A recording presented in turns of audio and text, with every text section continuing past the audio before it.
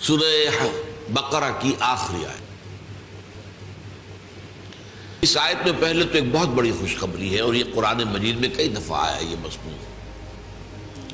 لا یکلف اللہ نفسا الا وسعہا، اللہ تعالیٰ ذمہ دار نہیں ٹھہرائے گا کسی بھی جان کو مگر اس کی وسعت کے مطابق۔ یعنی اللہ تعالیٰ کے ہاں سب کا حساب برابر نہیں ہوگا، حساب ہوگا اس صلاحیت، اس قدرت، اس طاقت کے حساب سے جو اللہ نے اسے دی ہے۔ اگر کسی کی وسعت کم ہے محاسبہ بھی ہلکا ہوگا، اگر وسعت زیادہ ہے، صلاحیت زیادہ ہے، ذہانت زیادہ ہے، جسمانی قدرت زیادہ ہے، قوت زیادہ ہے، تو اتنا ہی سخت حساب ہوگی۔ یہ بہت بڑی خوشخبری ہے۔ یعنی وہ جو دنیا کا قانون ہوتا ہے وہ یہ نہیں دیکھتا، اس نے چوری کی ہے سزا ملے گی، اب کس حال میں چوری کی ہے، کیا کیا ہے، کیا مجبوری تھی، دنیا کا قانون نہیں دیکھ سکتا اس کو۔ اللہ کا معاملہ یہ نہیں، ہر شخص کو جو بھی اس کے اندر وسعت ہے اور وہ اللہ جانتا ہے۔ کسی شخص میں صرف 20 سیر بوجھ اٹھانے کی اللہ نے قوت رکھی تھی، اس نے 15 سیر بھی اٹھا لیا تو اللہ کامیاب قرار دے دے گا، اور جس میں من بھر کی صلاحیت رکھی تھی اس نے 20 سیر بھی اٹھا لیا تو ناکام ہو گئے۔ تو گویا کہ یہاں کوئی فلیٹ ریٹ نہیں ہے۔ لا یکلف اللہ نفسا الا وسعہا، کوئی جان بھی ذمہ دار نہیں ٹھہرائی جائے گی، مکلف نہیں ٹھہرائی جائے گی مگر اس کی وسعت کے مطابق۔ البتہ یہاں ایک شیطانی وسوسہ آتا ہے،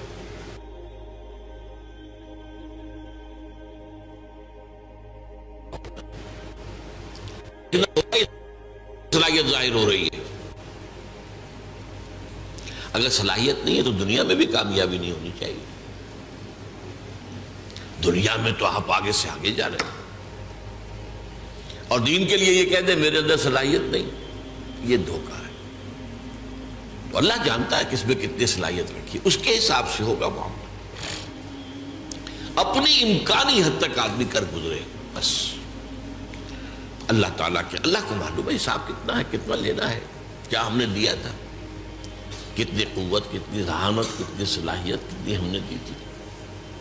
لیکن اس شیطان کے دھوپے نہیں آنا چاہیے، بلکہ یہ دیکھا جائے گا اگر آپ دنیا میں کامیاب ہیں، آپ کی تجارت جو ہے پروان چڑھ رہی ہے، پھل پھول رہی ہے، یا اور آپ اپنے پیشے کے اندر ترقی کر رہے ہیں دن بدن، تو ظاہر بات ہے کہ صلاحیت ہے۔ اب اپنے آپ کو مری ٹھہرا دینا یہ کہہ کر کہ میرے اندر تو صلاحیت نہیں ہے، یہ غلط ہے، یہ دھوکہ ہے، یہ نفس کا دھوکہ ہے، شیطان کا دھوکہ ہے۔ تاہم قاعدہ اپنی جگہ یہی ہے، لا یکلف اللہ نفسا الا وسعہا لہا ما کسبت وعلیہا ما اکتسبت۔ یہ لہا اور علیہا، یہ میں نے بارہا آپ کو بتایا ہے کہ لام آتا ہے تو کسی کے حق میں جانے والی بات، اور علی آ جائے تو کسی کے خلاف جانے والی بات۔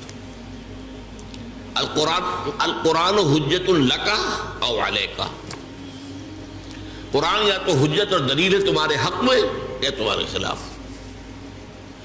اس پر چلو گے، اس پر عمل کرو گے تو وہ تمہارے حق میں گواہی دینے والا ہوگا، اللہ سے سفارش کرے گا تمہاری، اور اگر تم اس کے خلاف چلو گے تو وہ حجت بن جائے گا، دیکھو یہ ہم نے بتا دیا تھا کہ نہیں تمہیں، اب وہ تمہارے خلاف دلیل بن جائے گا۔ القرآن حجت لک او علیک، یہی بات یہاں فرمائی، لہا ما کسبت وعلیہا ما اکتسبت۔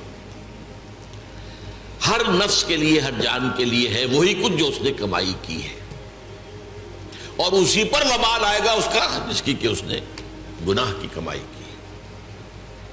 یعنی یہ کہ لا تزر وازرۃ وزر اخری، کوئی اور کسی اور کا بوجھ نہیں اٹھا سکے گا، نہ باپ بیٹے کا بوجھ اٹھا سکے گا، نہ بیٹا باپ کا، نہ شوہر بیوی کا، نہ بیوی شوہر کا، ہر ایک کو اپنا بوجھ خود اٹھانا۔ لا تزر وازرۃ وزر اخری،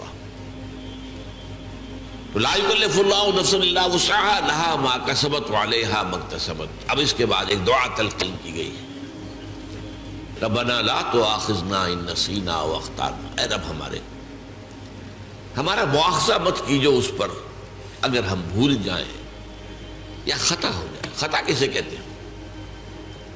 بھول جانا تو واضح سی بات ہے. خطا اسے کہتے ہیں کہ ایک آپ نشانہ لگا رہے تھے، وہ نشانہ خطا ہو گیا. آپ نے تو نشانہ لگایا ہے لیکن وہ خطا ہو گیا. تو جو خطا ہو جائے اے اللہ اس پر ہم سے مواخذہ نہ کیجو. ربنا لا تؤاخذنا ان نسینا او اخطانا ربنا ولا تحمل علینا اصرا کما حملته على الذین من قبلنا.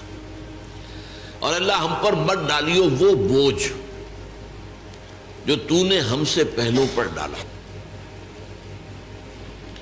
اب یہاں اصل میں اشارہ ہے کہ شریعت موسوی بہت سخت تھی، شریعت محمدی کو بہت آسان کیا گیا. شریعت موسوی میں ہمیں معلوم ہے روزہ رات کو سوئے تو شروع، کوئی سیری ویری نہیں، اب روزہ شروع ہو گیا، اب اگلی غروب تک روزہ چلے گا. ہمارے لیے یہ ہے کہ سیری ہے، طلوع فجر سے پہلے پہلے کھاؤ پیو، آسانی کرتی. ان کے لیے سختی تھی، یوم سبت مطلقاً حرام، کوئی کام نہیں کر سکتے دنیا میں پورے دن، جمعے کی رات سے شروع ہو کر اور پھر ہفتے کے غروب تک 24 گھنٹے کا سبت ہوتا ان کا.